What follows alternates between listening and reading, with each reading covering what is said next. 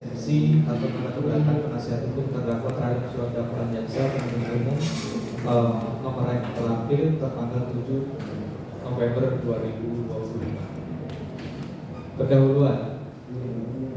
Majelis Hakim yang mulia, penuntut umum yang terhormat. Terlebih dahulu, perdana kami selaku penasihat hukum terdakwa menyampaikan ucapan terima kasih yang sebesar-besarnya kepada Majelis Hakim yang telah memberikan kesempatan kepada kami untuk membacakan dan menyampaikan eksepsi atau tanda terhadap surat dakwaan jaksa penuntut umum yang telah dibacakan di persidangan pada tanggal 2 Desember 2025. Yang mana dakwaan 1. Pertama, perbuatan terdakwa saudari Francisca Melani sebagaimana diatur dan diancam pidana melanggar pasal 32 KUHP. Yang kedua, perbuatan terdakwa saudara Francisca Melani sebagaimana diatur dan diancam melanggar pasal 378 KUHP, bahwa sesuai dengan ketentuan pasal 156 KUHP, terdakwa atau penasihat hukum diberi hak untuk mengajukan eksepsi atau keberatan-keberatan dalam hal A. Pengadilan tidak berwenang mengadili perkaranya. B. Dakwaan jaksa penuntut umum tidak dapat diterima. C. Surat dakwaan harus dibatalkan atau batal demi hukum.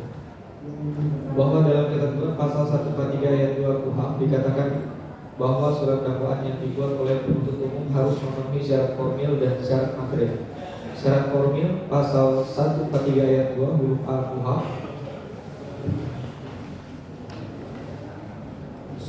surat dakwaan diberi tanggal dan ditandatangani oleh jaksa atau penuntut umum.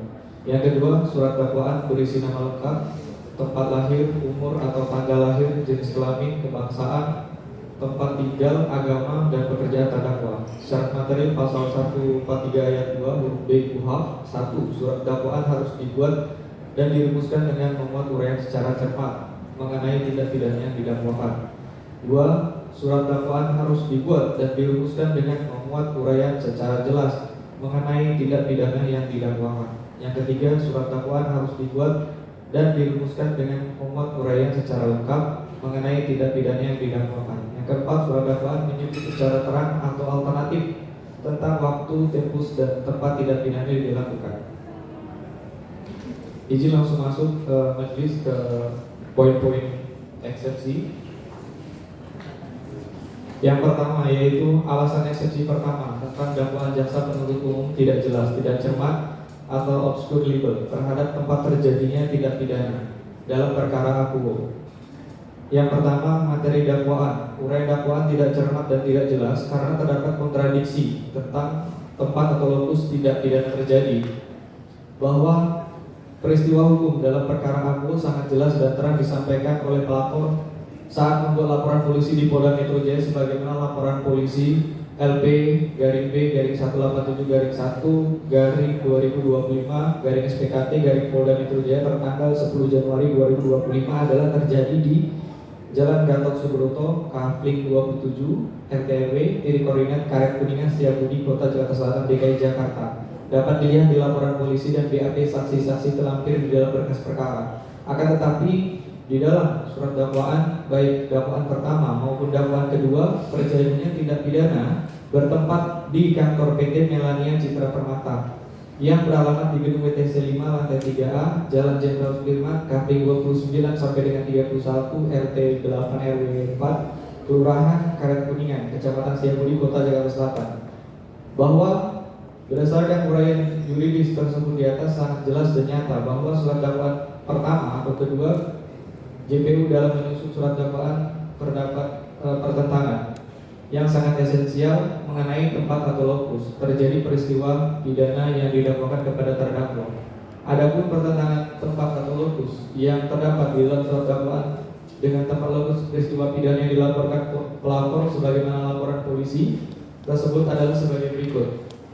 A. Bahwa di dalam surat dakwaan pertama maupun kedua, pada alinea pertama tempat lokus terjadi tindak pidana yang didakwakan oleh JPU kepada terdakwa adalah bahwa terdakwa Francisca Dwi Melani pada hari Kamis tanggal 19 September 2024 atau setidak-tidaknya pada waktu lain dalam bulan September 2024 atau setidak-tidaknya pada waktu lain dalam tahun 2024 bertempat lokus di kantor PT Melania Citra Permata yang beralamat di gedung WTC lantai 3A Jalan Jenderal Sudirman, KP 29 sampai dengan 31, RT 8 RW 4 Kelurahan Karet Kuningan, Kecamatan Setiabudi, Kota Jakarta Selatan.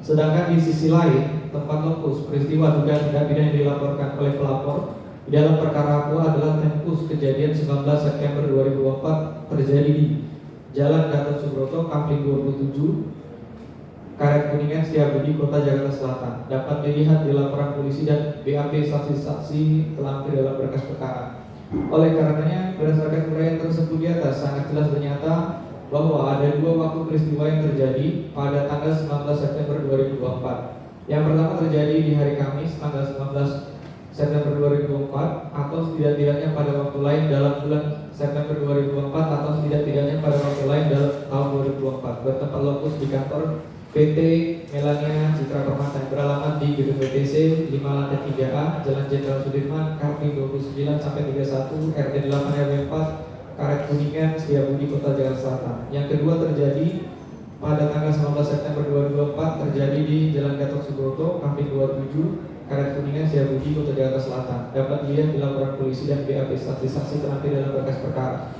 Maka berdasarkan uraian juris tersebut, dakwaan JPU yang terdakwa tersebut adalah sangat bertentangan dengan lokus dan tempus terjadinya peristiwa pidana. Oleh karena itu terbukti bahwa dakwaan tersebut dibuat tidak cermat, yang mengakibatkan dakwaan tersebut menjadi kabur atau tidak jelas.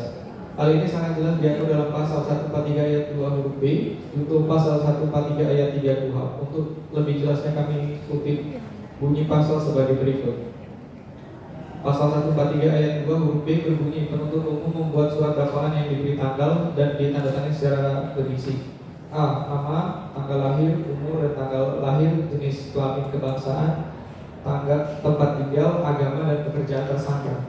Yang B. Uraian cermat, jelas dan lengkap mengenai tindak pidana yang didakwakan dalam menyebut waktu dan tempat tindak pidana itu dilakukan. Pasal 143 ayat 3 berbunyi, surat dakwaan yang tidak memenuhi ketentuan sebagaimana dimaksud dalam ayat 2 huruf B batal demi hukum. Bahwa berdasarkan ketentuan pasal 143 ayat 2 huruf B untuk pasal 143 ayat 3 KUHP tersebut di atas, sudah seharusnya dan semestinya dakwaan JPU tersebut batal demi hukum. Pasal 143 ayat 3 KUHP. Kemudian alasan kedua dibacakan rekan di samping saya.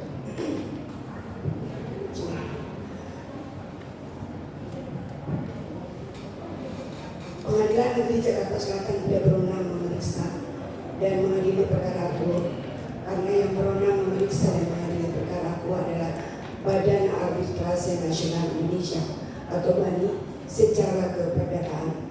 Bahwa dalam perkara aku sangat tidak tepat diperiksa dan diadili oleh Pengadilan Peradilan Pidana pada Pengadilan Negeri Jakarta Selatan, mengingat peristiwa yang terjadi dalam perkara ini berawal dari kesepakatan yang telah ditandatangani oleh terdakwa selaku Direktur PT Melani Citra Permata dengan Saudara Winson Putra Utama selaku Direktur PT Media Inspirasi Bangsa, sebagaimana surat perjanjian kerjasama dalam pelaksanaan produksi antara PT Media Inspirasi Bangsa dengan PT Melani Citra Permata berdasarkan perjanjian nomor 123 garis miring legal garis miring IDN garis miring 10 Romawi garis miring 2023 tanggal 17 Oktober 2023 untuk kegiatan yang berkaitan dengan persiapan dan pelaksanaan acara WISE di Indonesia.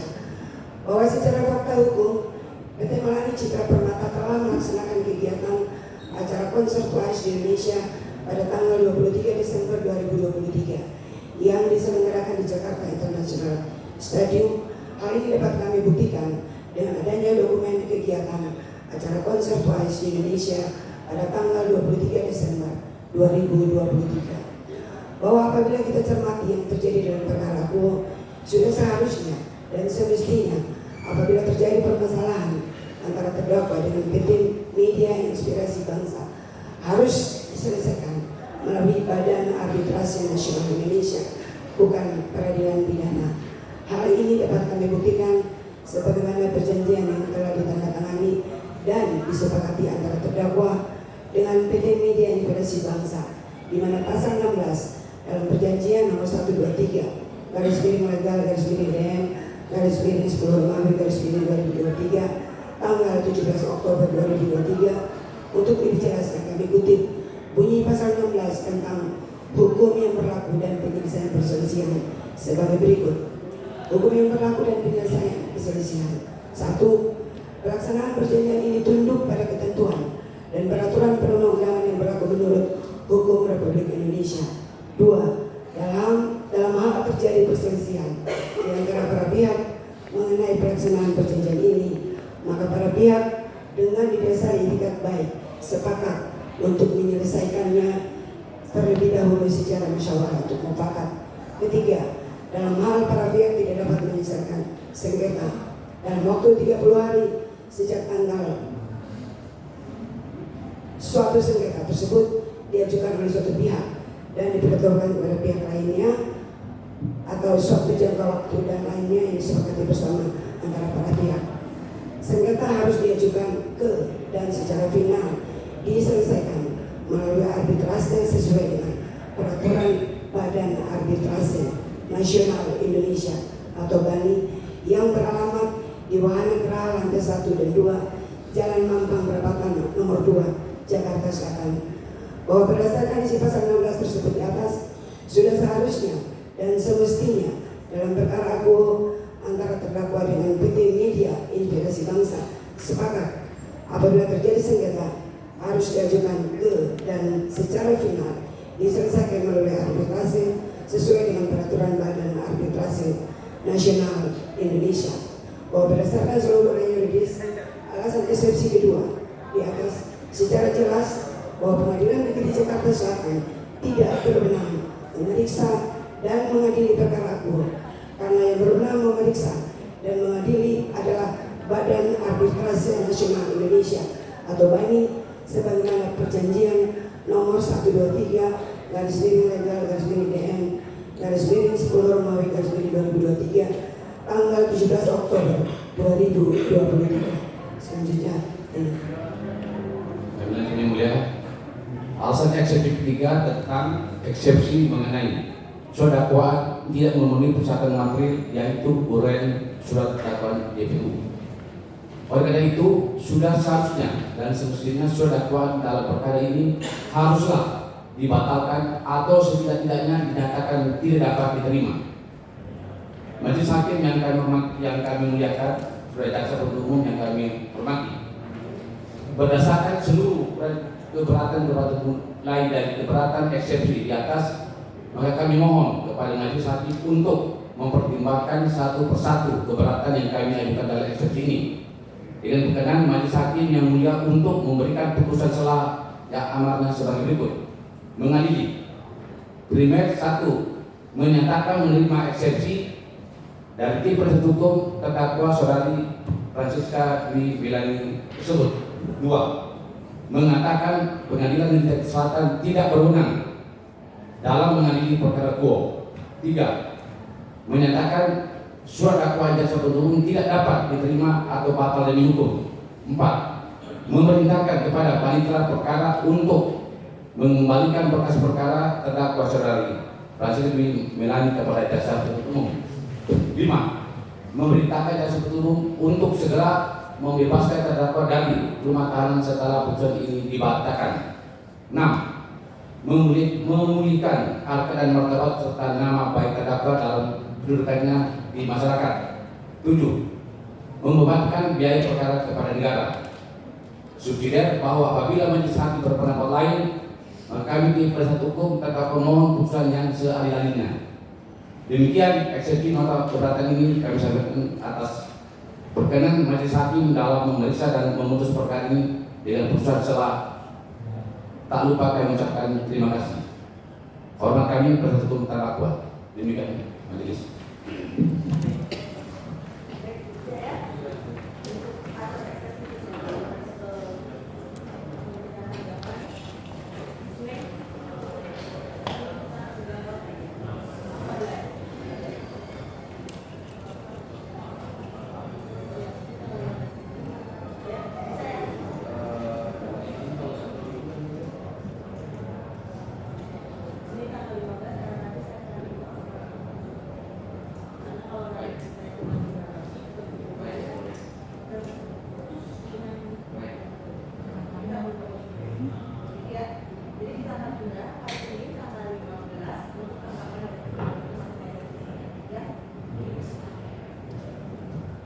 Izin yang mulia, apakah diperkenankan saudara untuk menyampaikan beberapa kalimat?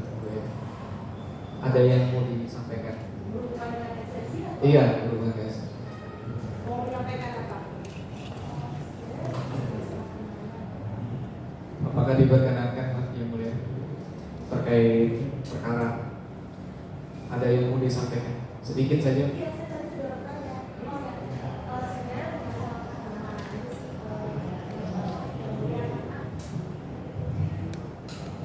Sebenarnya lebih ke masalah penanganan yang mulia, karena kan yang saya ketahui ya mulia kan, kalau kayak saya kan ancaman hukumannya di bawah 5 tahun. Sebenarnya kan saya bisa meminta penangguhan penahanan yang saya sudah minta sebenarnya dari Polda ya, dari 2 bulan setengah yang lalu, karena alasan kewajiban saya ke masyarakat. Dan mungkin tadi saya tidak bisa eksepsi, saya emosional karena memang tanggung jawab saya itu bisa ya yang mulia, karena saya masih punya banyak tanggung jawab yang saya harus laksanakan ke banyak orang. Oleh karena itu saya memang memohonkan penangguhan sejak di Polda, tapi tidak pernah diberikan dengan alasan yang tidak jelas. Mungkin kalau saya buka sekarang bukan tempatnya, lebih ke pokok perkara nanti, tapi dengan surat yang sudah disampaikan oleh tim penasihat hukum saya dan juga karena alasan kesehatan saya mohon pertimbangan dari majelis untuk memberikan penangguhan penahanan saya sehingga saya bisa kembali mempertanggungjawabkan kewajiban-kewajiban saya. ya silakan kalau memang saudara mau mengajukan permohonan penangguhan penahanan, ini silakan dibuat, tapi kami akan pertimbangkan. Dan masalah dikabulkan atau tidak ya, sebelum kami mempertimbangkan. Tapi kalau mau mengajukan, silakan saja itu haknya. Demikian ya. Jadi silakan saja kalau mau mengajukan, silakan mempertimbangkan. Baik, terima kasih yang mulia. Demikian ya. Jadi kita akan buka persidangan sampai dengan hari Senin tanggal 15 kita akan sidang masuk dari